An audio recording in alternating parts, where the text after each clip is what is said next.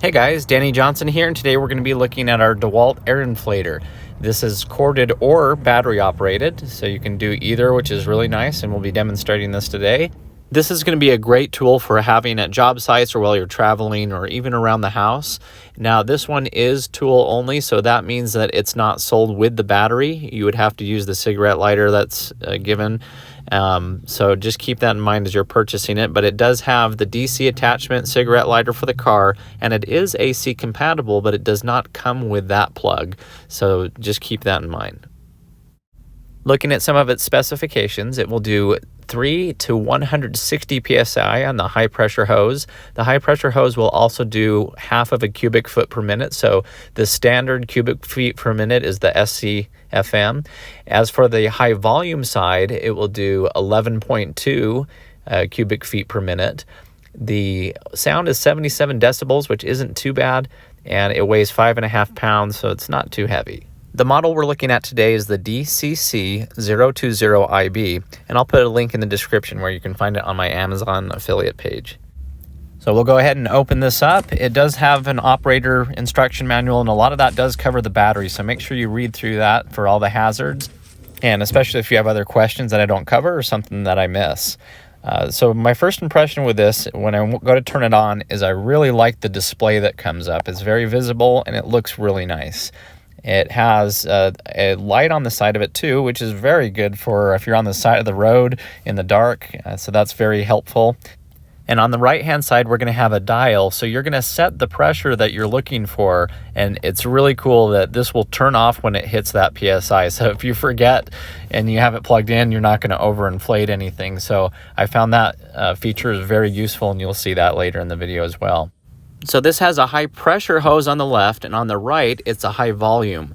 Now the attachments for the high pressure are on the right hand side, and these just thread in. You have a reducer here, you also have a press to valve adapter and a needle, for example, for pumping up a basketball. The high volume side here, this hose you will take off in order to use it, so it unwinds and then you just unclip it. On the bottom it also has a small reducer, and so you can put that little attachment on if you're needing to get inside of a raft or something to inflate. Something I want to mention with the high volume side is it does not have a regulator. So you see when you push it, the symbol comes up for wind, showing that it's the high volume side, but it will not turn off according to PSI. And for this hose, you turn it clockwise and lock it into place in order to use it. So that would be for the high volume hose. So we'll go ahead and power this on again, and you'll see that the high pressure has a PSI regulator on it. You hit the button, it goes back to high volume with no regulator. Push it back again for tire inflation or something that has high PSI. Now the regulator is there. And so on the left, it shows you your current PSI, and on the right is a dial. And so this is nice that you will set it to your desired PSI, and it will turn off when it hits that level. On the left hand side, we have this little compartment, and it's a little difficult to open. You got to push it and kind of get your fingernails down there to open the door. And so this has our DC adapter for your cigarette lighter in the car. So it does not come with the AC adapter for a household plug, but it will accept that on both of these. If you look at this, there is a little notch on one side as you plug this in. So you want to make sure that you're putting it in the right way or it won't go in. Even though it looks pretty much the same on each side, there is that notch that has to line up. So the back left tire on my truck's a little bit low at 31 PSI, and so we'll go ahead and remove the valve stem cap here and inflate this tire a little bit. So we'll go ahead and take this off, and I had my other tester to test the PSI as well, and sure enough it also came in at 31.5 PSI. And so the tool here will also allow us to check the PSI on its gauge. So we'll unwrap it, and what we'll do is just thread it onto the valve stem. So very easy to do. As you start to thread it on, you'll hear some of the tire pressure coming out, so just keep tightening it until that goes away, but don't put it on too tight, just nice and snug. Now as we turn the air compressor on, it will get a reading of what's in the tire. So there it says 31.3, and on the right hand side we're set to 0 PSI. So as we scroll over to show how much PSI we want it to read, you'll see on the left the bars will kind of go down, showing that it's not to our intended level. So we'll go ahead and hit our play button, and you'll hear this come on.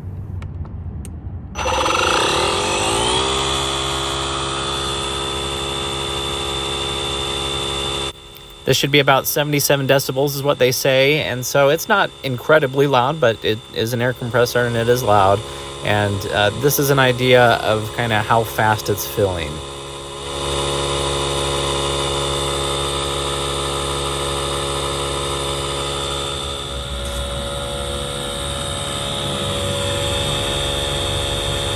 So it took about 2 minutes to do 10 PSI, so about 5 PSI per minute, and it turned off when it was done.